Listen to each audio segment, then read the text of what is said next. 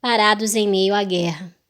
2 Samuel, capítulo 11, do versículo 1 ao versículo 5, diz assim: Decorrido 1 ano, no tempo em que os reis costumam sair para a guerra, enviou Davi a Joabe e seus servos, com ele e a todo Israel, que destruíram os filhos de Amon e sitiaram Rabá. Porém, Davi ficou em Jerusalém. Uma tarde, levantou-se Davi do seu leito e andava passeando no terraço da casa real. Daí viu uma mulher que estava tomando banho. Era ela muito formosa. Davi mandou perguntar quem era. Disseram-lhe: é Batseba, filha de Eliã e mulher de Urias, o heteu. Então enviou Davi mensageiros que a trouxesse. Ela veio e ele se deitou com ela. Tendo-se ela purificado da sua imundícia, voltou para sua casa. A mulher concebeu e mandou dizer a Davi: estou grávida. Vemos aqui um momento da história de Davi. Ele foi um ótimo guerreiro e líder. Conseguiu formar um exército fortificado com homens que antes nem tinham valor para a sociedade, mas ele treinou, capacitou. E o menor valia por 100. Nesta passagem, podemos ver que esse exército foi tão capacitado por ele que ele mesmo confiou, em não ir para a guerra e deixou somente o seu exército para guerrear. No entanto, não era o momento de se resguardar, de descansar, de parar. Era tempo de guerrear, era tempo de Davi estar na guerra. A própria palavra de Deus diz que há tempo para tudo. E o tempo na vida de Davi era para guerrear. Quantas vezes não respeitamos o tempo e as estações que Deus tem para nós? Quando é para guerrear, a gente para. E quando é para parar, a gente quer guerrear. E vice-versa. É maravilhoso quando respeitamos o tempo certo das coisas. Mas a maioria das vezes fazemos tudo ao contrário. E a natureza, ela é tão inteligente, ela sabe disso. Deus fez tudo perfeito. Deus fez tudo da forma certa. No entanto, ainda bem que Deus é bom e tem misericórdia de nós. Davi estava preparado para a guerra terrena, mas baixou a guarda para a guerra espiritual. Ele parou.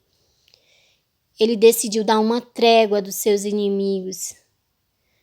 Ele decidiu ficar descansando no seu palácio, parado, quando na verdade era para ele estar guerreando.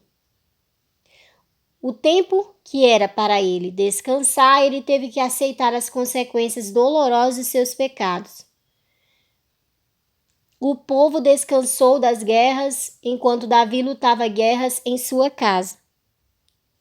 E até que também o povo também teve consequências devido a esse pecado de Davi. A sua família teve consequências. Não antecipe o que Deus não mandou antecipar. Deus tinha o descanso certo para Davi após a conquista, mas ele antecipou e deu brecha para o inimigo. Se nós vivermos as estações certas que Deus tem para nós, a gente vence, a gente conquista, a gente vive o melhor de Deus. Nenhuma promessa vale o não cumprimento de princípios. Como Jacó tinha promessa de Deus, mas ele não poderia ferir os princípios. Para conquistar a promessa, ele enganou o pai, e com Deus não existe isso.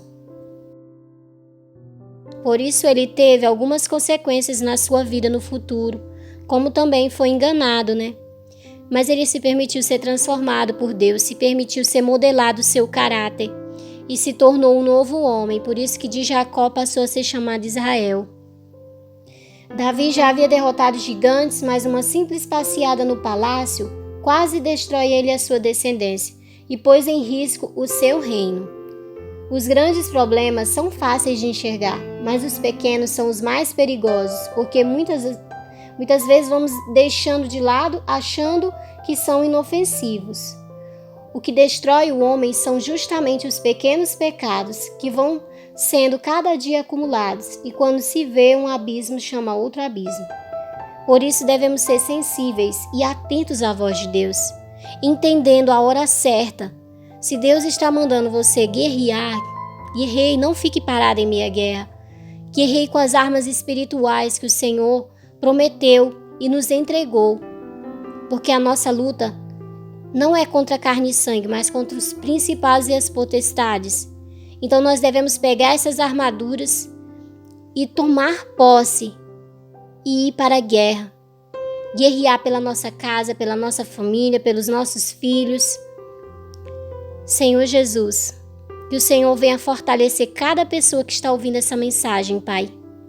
Que o Senhor venha, Senhor, ajudando essa pessoa a viver, Senhor, o tempo que o Senhor preparou para ela. Que ela não venha estar parada em meio à guerra. Que ela não venha, Senhor, desanimar, mas que ela venha marchar, que ela venha avançar e que ela venha contemplar, Senhor, como vale a pena, Senhor, obedecer a Ti. Em nome de Jesus. Amém.